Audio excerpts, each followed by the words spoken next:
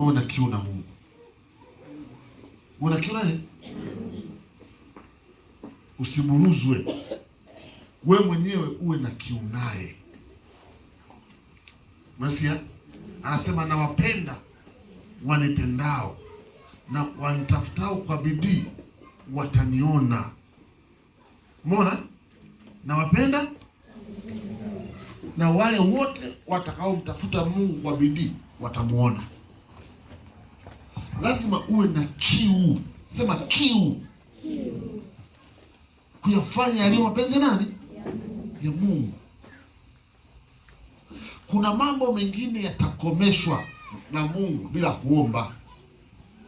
Amen?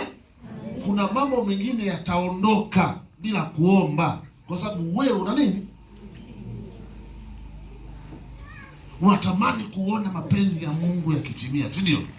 Unatamani kuona Mungu anafanya kazi.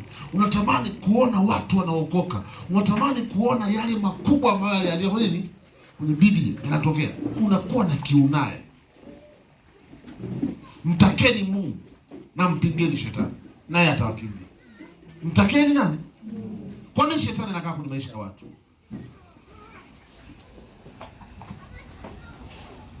Kwa nini shetani anakaa kwenye koo? Na nataka niwaambie,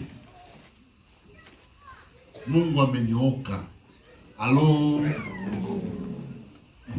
Mtakeni Mungu na nguvu zake, na mpingeni shetani, na yeye amesema tuanze kumpinga shetani. Anasema tuanze na nini? Mtaka Mungu kwanza. Hajasema tuanze kumpinga shetani. Sasa kama hujampata Mungu na kukaa naye vizuri, unaanza kusema kanyaga. Unakanyaga kitu gani? Hebu mwanzo unakanyaga kitu gani?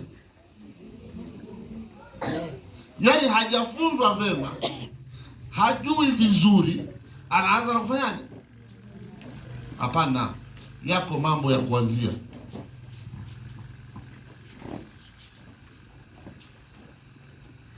Devil must go.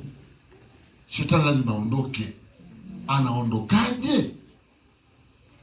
Unaweza anaondokaje?